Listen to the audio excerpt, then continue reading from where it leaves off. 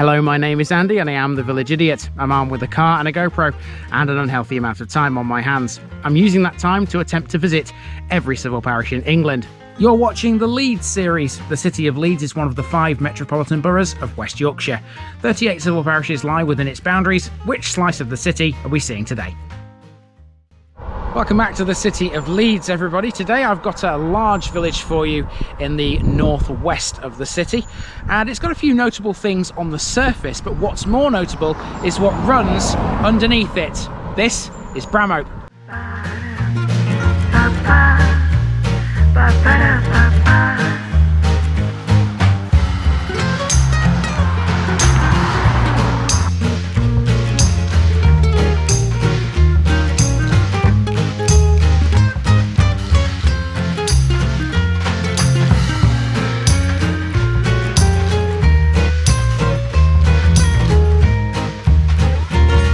This Leeds video is sponsored by Past Days, a family history blog by June Terrington. You'll find her link in the description. Here's my disclaimer for people who may be watching me for the first time. I say things as I would in my native accent and dialect. As a result, I may not pronounce things in the same way as the locals do. Remember, I'm a visitor. It's impossible to know everything. Leave me a comment, spin me a like and bash that subscribe button. Let's get to today's parish video. Welcome to Bramhope, a large village to the north of Leeds, which sports a population in excess of 3,500 people. It's a very affluent village, characterised by lots of large properties. It's known for a few things on the surface, but what's under the ground would be the main reason why Bramhope is so well known. That would be a railway tunnel which runs under the whole village. As such, the tunnel exists thanks to Bramhope being sited on a hill, and boy don't you know it at times when you walk around. It's far from flat out here. Bramhope appears in the Domesday Book as Brahop and Bramhop, with later medieval spellings including an E on the end. It derives from the Old English words brōm and hop, and it means a small side valley off a larger valley. The valley in question is probably the one which the Bramhope Beck, a small stream, flows through. Bramhope has existed since Roman times. They built a road through the area from Adel to Ilkley, traces of which remain in a field near Leeds Bradford Airport. More modern roads have been constructed since, notably a turnpike with toll houses and milestones, opened in 1842. It's along this route that motorists today travel between Leeds and the northwest. There's a heap of history in this place and I can't cover it all, but I can give you a flavour of life in Bramhope. Let's go!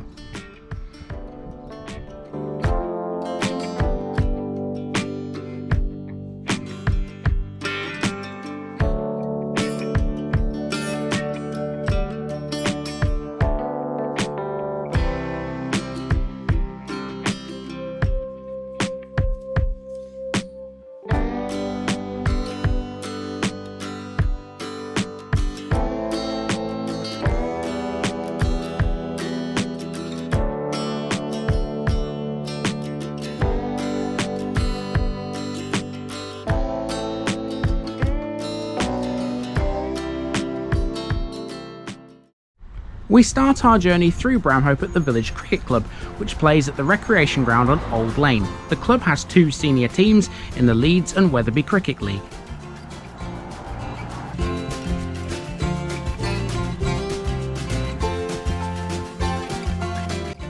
Next we have the Robert Craven Memorial Hall, originally called the Craven Institute in 1896. Robert Craven was a local farmer. It's now the village hall and it's administered as a registered charity. It has a crown bowling green, a car park and tennis courts. Wikipedia tells us that on the second Saturday of every month a farmers market is hosted here, as is a yearly flower show. Now we reach the centre of the village. This is where Moor Road, Eastgate, Old Lane and Church Hill all meet. It's locally known as the Cross, and I think it sums up Bramhope perfectly. Well, this is quite simply one of the loveliest village centres I think I've ever seen. It's quite amazing, this. This little triangle in the centre of Bramhope. We've got a pub there, Fox and Hounds, Village Bakery over here, and even just this sign is quite stunning. Look at this. That's really nice. I've noticed a parish notice board as well here too, so we'll sort that out while we're here. I could spend all day just on this triangle, to be honest with you. It's really quite nice. There's a lot just in this central area. For starters, we have the pub. This is the Fox and Hounds, a traditional village pub in the heart of the community, which has been here since 1728. There are plenty of shops. Most of them are sited on Eastgate, and they include a newsagent, a fish and chip shop, and the large black and white building here is a very popular bakery. The parish notice board can be found in this area too, so we'll get that out of the way before we go any further. Mark off Bramhope, people. There's only 11 left in Leeds now. Eastgate is perhaps the narrowest street Bramhope has. You'll see what I mean by that later. It's the oldest part of the main settlement, characterised by quaint little terraced rows. At the end of the row here is Dacre, Son and Hartley, which is an estate agent's, and the village greengrocers, which has a lovely slogan, "Health is life, life is local." I can get behind that. So that's brought us to a memorial garden. Here we have the Roll of Honour for both World Wars. World War I at the top, World War II at the bottom. Plenty of poppies and British flags around. There's a plaque here as well. What's this? On this site in 1790, a day school was erected by the freeholders and copyholders of Bramhop Township. Bramhope, sorry, Township. It was also used as a Sunday school and public meeting place, demolished in 1961. There's another one on this side as well. I wonder whether this says something similar. Oh, this is about the garden. There you go. Oh, there's flags in the way. Yeah. Very good, very good. Here we have the Methodist Chapel. The original Methodist Chapel was built in 1837 and was replaced by this much bigger church in 1896. Bramhope has two other notable religious buildings, but we'll get to those later. For now, we have another row of shops. These include a pharmacy and a florist, better known as Lilies of Bramhope. I've linked their website below. Outside these, there's the old red phone box. I don't know, these are like London buses. You go ages and ages not seeing a book exchange in one of these, and then two come along in a row. It's not long before we're encountering things to do with the largest landmark in the village. Under our feet is the Bramhope Tunnel, a railway tunnel which the Harrogate line passes through. Just after that row of shops is a steep hill. It's an artificial one though, as it's a spoil heap created when the tunnel was excavated. It's known as the Knoll, and there's a playground on it. So I find this quite amazing that the soil under my feet here used to be within what is now the tunnel that runs underneath this village. Now, speaking of the tunnel, it's sort of here. If you look on the map, you see the tunnel passes sort of underneath this part of the village. It sort of runs in a diagonal fashion, and there are things on the surface that do give it away its position. You might remember the Claycross episode in North East Derbyshire and the ventilation shafts that tunnel's got. Bramhope has some of those as well. I believe there are at least 3. I don't know whether or not my route will pass any of them, but if it does, I'll show you what they look like. They're a bit different to Claycrosses though. This next section is residential. We're heading for the school. Bramhope is predominantly made up of large, privately owned houses which are above the average value for properties in West Yorkshire.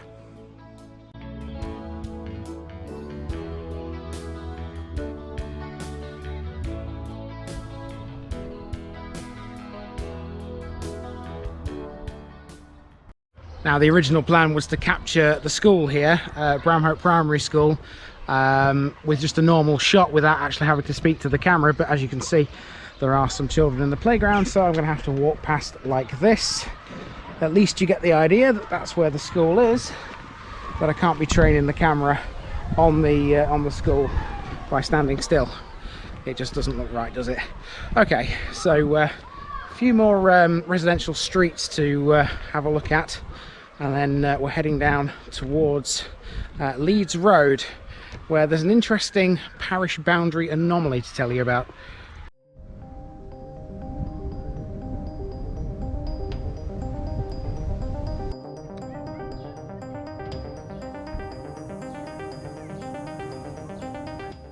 Now we've hit the A660, the main road through Bramhope.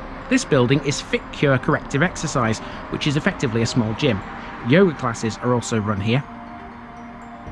There are 12 buses listed online which serve the village. A lot of them are school services, but publicly you can reach Leeds, Ilkley, Bradford, Otley and Leeds Bradford Airport from here.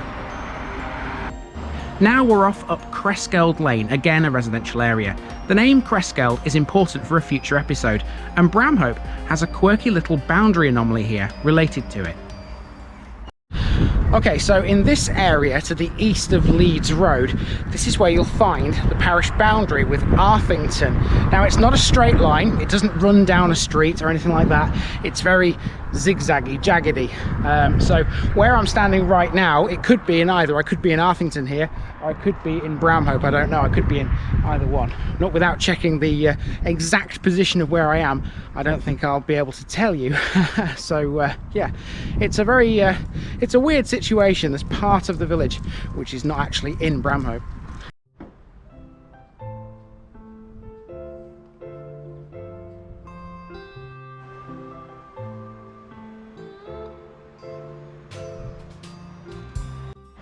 There's not a lot to say really about this area. It's more of the same, big detached properties set back from what is quite a wide road for a village street. This tree was pretty though.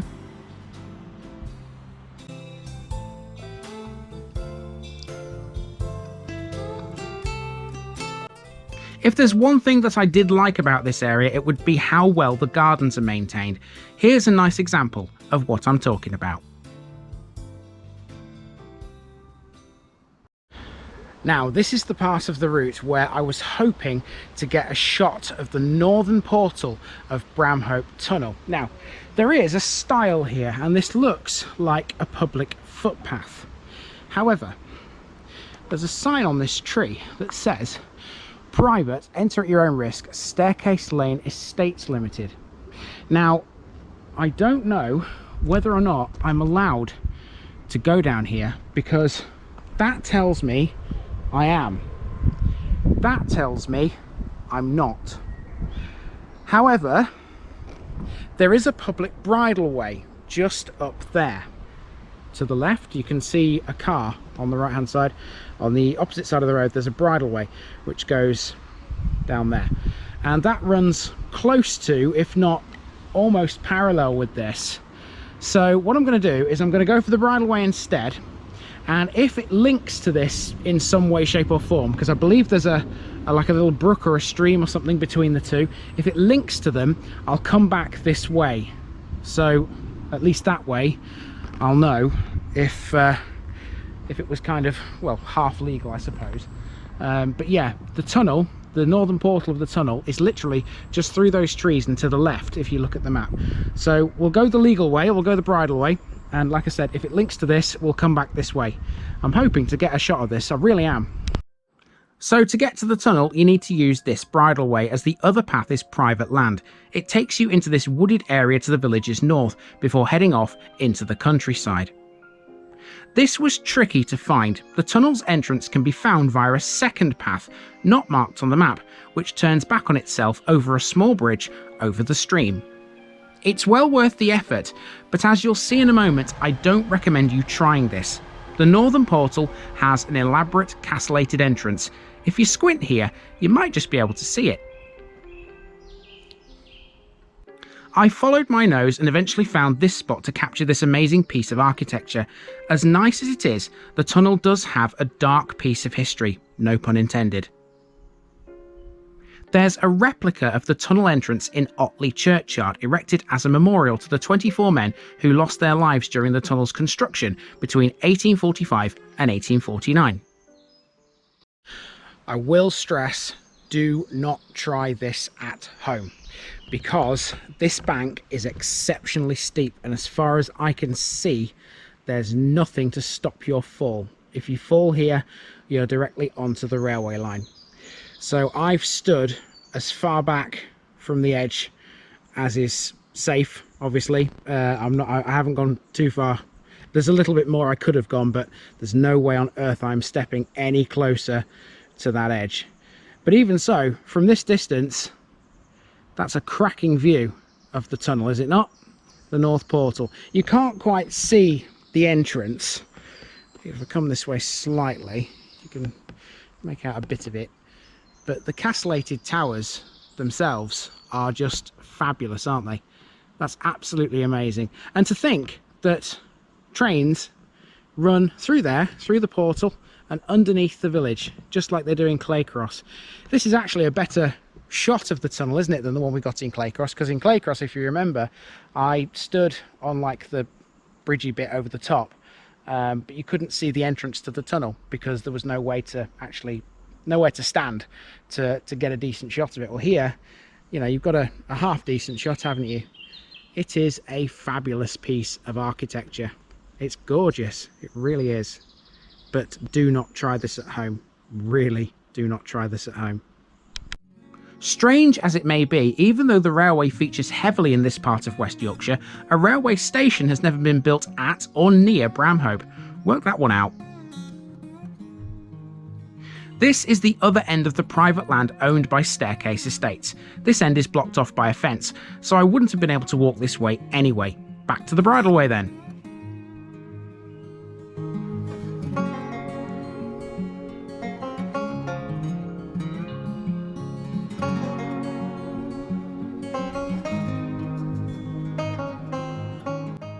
The tunnel entrance stands at the foot of a steep hill. Those houses you've just seen were passed on an uphill climb to this bridleway, which will take us towards another hill, Church Hill. I'm not going to lie, this walk has been uphill, downhill, uphill, downhill. It's quite a difficult walk, this one.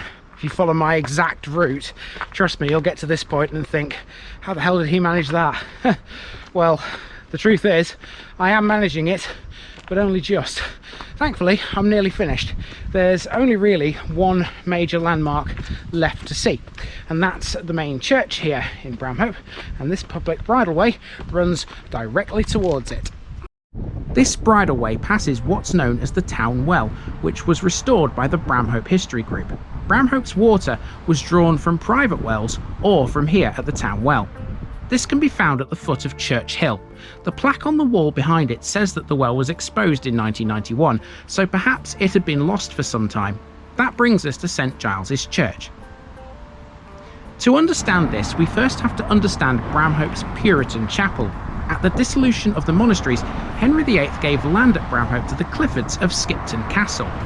They would sell it to the Dyneleys, who in 1649 would build Bramhope's Puritan chapel in the grounds of Bramhope Hall. It was the main place of worship in the village until it proved too small. That's when, in 1881, St Giles's Church was built. Some of Robert Thompson's mice can be found here. It's never had any graves in the churchyard. Bramhope has a separate cemetery on Moor Road, established in 1861. So we're back at the cross where we were earlier. Now, something else about the cross I didn't notice earlier. There's a little stone there, which has got some distances to various places around Bramhope and in Bramhope as well. But one of the things it talks about is the Puritan chapel, which we haven't passed on the main walk around, but that's going to come your way in today's picture bit.